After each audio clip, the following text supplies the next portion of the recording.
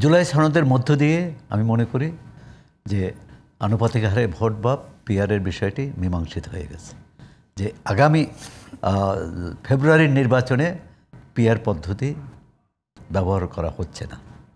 সুতরাং এটা কিন্তু যারা রাজপথে আন্দোলন করছে তারাও এখন এটা বলতে পারে যে রাজপথে তারা তাদের নির্বাচনী এজেন্ডা হিসাবে পরবর্তীকালে জনগণের সমর্থন আদায়ের জন্যে। আর সব দলই চায়, 14 মাস তো প্রায় রাজনীতি মানে মাঠের রাজনীতি বন্ধ, তাই সুতরাং চায় যে তারা যাতে মাঠে যত শক্তি দেখাতে পারবে জনগণের দৃষ্টি আকর্ষণ করতে পারবে বেশি।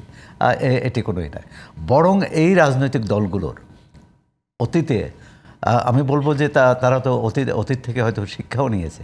অতীতে কিন্তু তাদের একমাত্রই স্লোগান ছিল কোরআন সুন্নাহ ভিত্তিক রাষ্ট্র হতে হবে, ইসলামী আইন হতে হবে।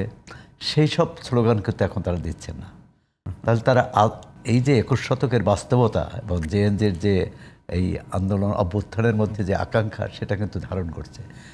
ইসলামী ছাত্র শিবির যে চারটি নির্বাচন ছাত্র সংসদ হলেন, সেখানেও কিন্তু প্রথমত তাদের নাম ব্যবহার করেননি। তাদের প্যানেল, তাদের সমর্থিত প্যানেল এবং সাথে সমন্বিত অথবা ঐক্যবদ্ধ শিক্ষার্থী জোট ইত্যাদি ইত্যাদি নামে, এবং সেখানেও কিন্তু ধর্মকে ব্যবহার করা হয়নি। এবং জামাত ইসলামের যে প্রধান, তিনি বলছেন ধর্মের ভিত্তিতে আমরা কোনো বিভাজন চাই না, মানুষে মানুষে। তাই ধর্মের ভিত্তিতে যদি বিভাজন নাই চান তাহলে ধর্মের ভিত্তিতে দল কেন? এই প্রশ্নটা তো আসবে যে আপনি তো বিভাজন চাচ্ছেন না। বাংলাদেশ ভূখণ্ডে যত মানুষ আছে সবার সমান অধিকার, এবং সেজন্য যা যা করা দরকার সেটা করবেন। যাই হোক, তারপরও তাদের যে আপনি যেটা বললেন, এটি হচ্ছে রাজনৈতিক তাদের এজেন্ডা হিসাবে সামনে এসেছে, জনগণের দৃষ্টি আকর্ষণ করা এবং তাদের শক্তি দেখানো। শক্তি মানে খারাপ অর্থে না, তাদের যে শক্তি আছে। কারণ আওয়ামী লীগ মাঠে না থাকায় একটা জনমনে তো একটা ধারণা হয়েছে যে বিএনপি অপ্রতিদ্বন্দ্বী দল। তাই বিএনপি যে অপ্রতিদ্বন্দ্বী নয় এটা প্রমাণ করার জন্য তারা মাঠে আছে। সুতরাং এর মধ্যে খারাপ কিছু দেখি না, যদি ওই নোয়াখালীর মতো এরকম যে দুই দলের মারামারি না হয় বা চট্টগ্রামের মতো। তাই এইটা হচ্ছে মানে রাজনীতি তো চলবে যুক্তির ভাষায়, তথ্য উপাত্ত, জনগণের কল্যাণে তারা কে কী করবে, তাদের নীতি পরিকল্পনা কর্মসূচির ভিত্তিতে। কিন্তু আমাদের রাজনীতি হয়ে পড়েছে শোডাউন ভিত্তিক,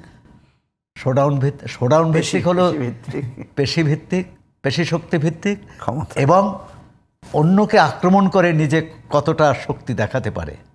এটি আপনি দেখবেন দলের ভিতরে, বিশেষ করে বড় দলগুলোর, এবং আন্তদলীয় তো আছেই।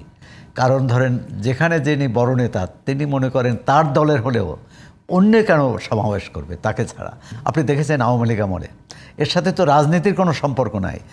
কোনো কমিটিতে বা কোনো সমাবেশে তার নাম প্রধান অতিথি হিসাবে নেই, ওই এলাকার উনি এমপি, এটা তো উনি মানতে পারে না, ওই সমাবেশ ভেঙে দিয়েছে, সমাবেশ করতে দেয়নি। তো ওই মানসিকতা এখনও আছে। যারা ওই স্বৈরাচারের বিরুদ্ধে লড়াই করে জয়ী হয়েছেন তারা কিন্তু ওই মানসিকতা থেকে বেরিয়ে আসতে পারেনি। সেটা যদি পারেন তাহলে সত্যি সত্যি আমরা বাংলাদেশ একটা গণতন্ত্রের সুবর্ণ সুযোগকে আমরা কাজে লাগাতে পারবো। আর না হলে নির্বাচন হবে। প্রথম হচ্ছে এই আমি বলবো যে রাজনৈতিক দলগুলোর কঠিন পরীক্ষা হচ্ছে, একটা পরীক্ষা হচ্ছে 24-এ তারা জয়ী হয়েছেন, কঠিন পরীক্ষা হচ্ছে এই 26 ফেব্রুয়ারি। একটি ভালো নির্বাচন করতে পারলে মানে জিতে গেল, আর না পারলে কি হবে এটি এখন বলা